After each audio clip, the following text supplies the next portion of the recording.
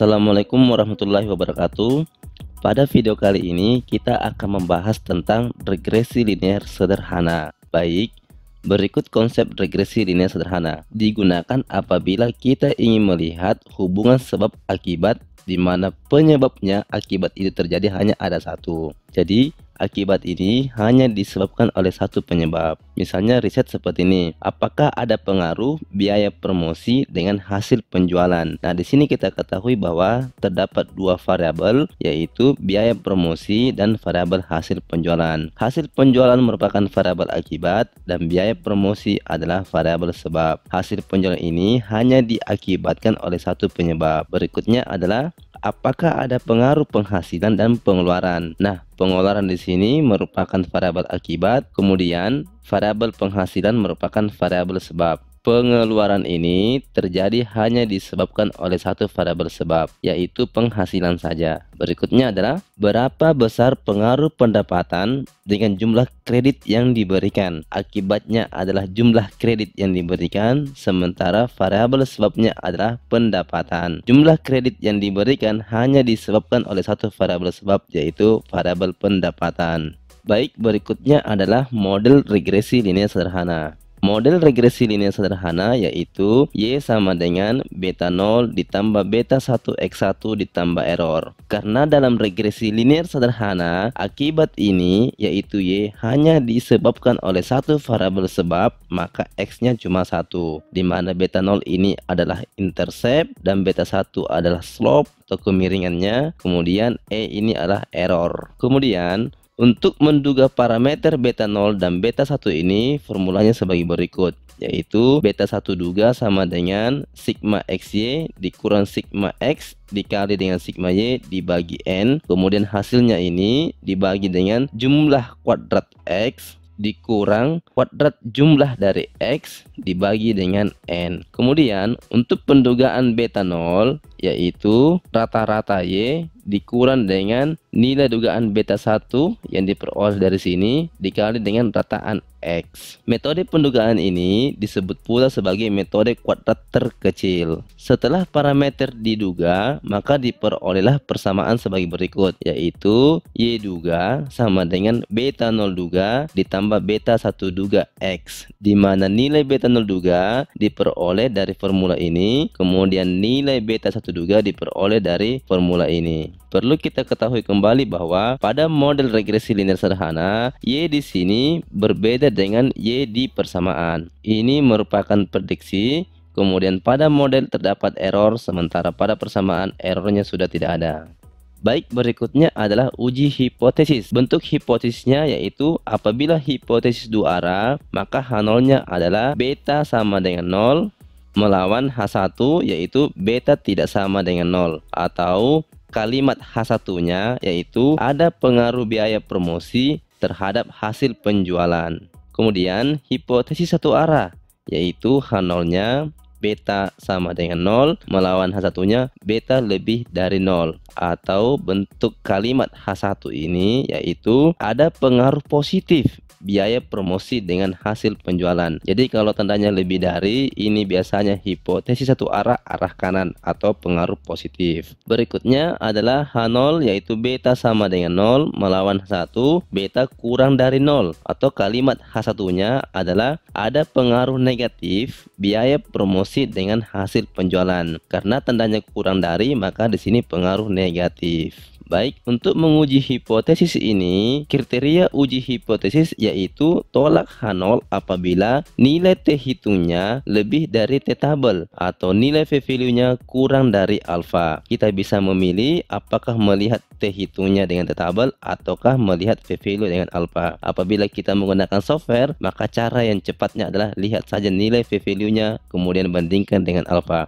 Hasilnya sama saja bila kita melihat T hitung dengan T tabel. Kemudian pada hipotesis ini, pemilihan dua arah dan satu arah itu bergantung pada rumusan masalah. Apakah menyebutkan pengaruh positif atau negatif atau tidak menyebutkan sama sekali. Kalau tidak menyebutkan sama sekali, maka kita menggunakan hipotesis dua arah. Berikutnya adalah kebaikan model, yaitu pada model regresi linear sederhana adalah Y sama dengan beta 0 ditambah beta 1x1 ditambah error. Kebaikan model ini kita bisa melihat dari persentase keragamannya, yaitu untuk Y ini adalah disebut sebagai persentase total, kemudian untuk sebab yang terukur ini adalah persentase sebab, kemudian error ini juga memiliki persentase faktor lain. Nah, model manakah yang bagus? Model yang bagus apabila persentase variabel sebab itu lebih banyak daripada persentase faktor lain. Artinya, keragaman variabel akibat ini atau variabel ini lebih banyak dijelaskan oleh keragaman dari variabel sebab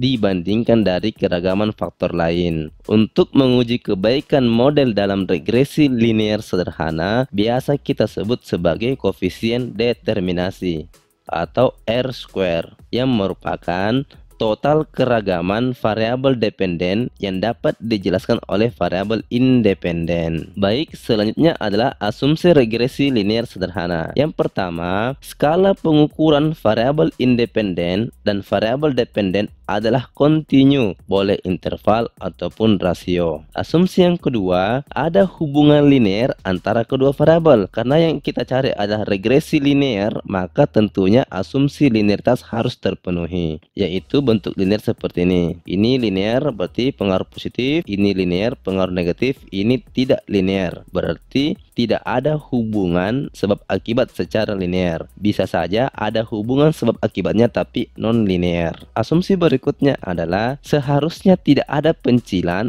atau outliers yang signifikan. Perhatikan gambar berikut. Bila ada outliers, maka persamaan ini akan dipengaruhi oleh nilai outliers ini, sehingga akan mengakibatkan nilai R-square-nya ini rendah atau kebaikan modelnya ini kecil. Kemudian bila outliersnya tidak ada, maka persamaannya ini lurus sehingga nilai R-square-nya atau kebaikan modelnya ini semakin bagus. Berikutnya adalah observasi atau amatan saling bebas. Pada regresi linear sederhana, tiap-tiap amatan itu harus saling bebas. Artinya kejadian pada amatan yang lain tidak dipengaruhi oleh amatan yang lainnya. Pada regresi linear sederhana ini, data yang digunakan adalah data cross section, artinya tidak ada pengaruh waktu. Berikutnya adalah homoskedastisitas. Asumsi ini dapat dijelaskan pada gambar berikut.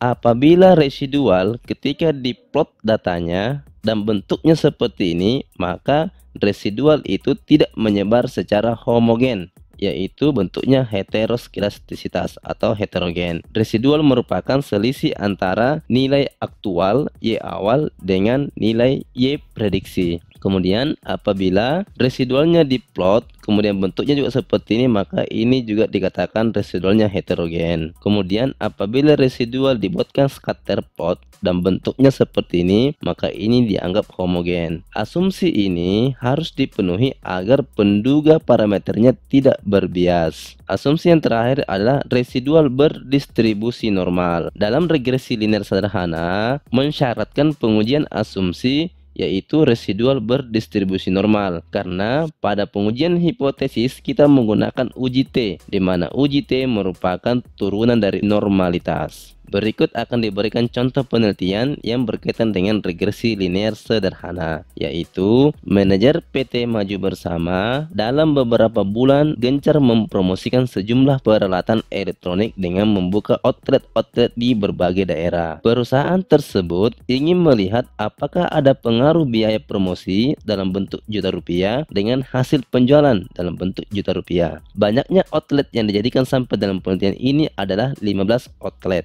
Pertanyaannya, apa variabel dependen dan independennya? Kemudian, bagaimana bentuk hipotesisnya? Kemudian, apakah biaya promosi berpengaruh terhadap hasil penjualan? Ujilah dugaan tersebut dengan taraf signifikansi 5%. Baik, itulah konsep dasar regresi linear sederhana beserta contoh riset yang berkaitan dengan regresi linear sederhana.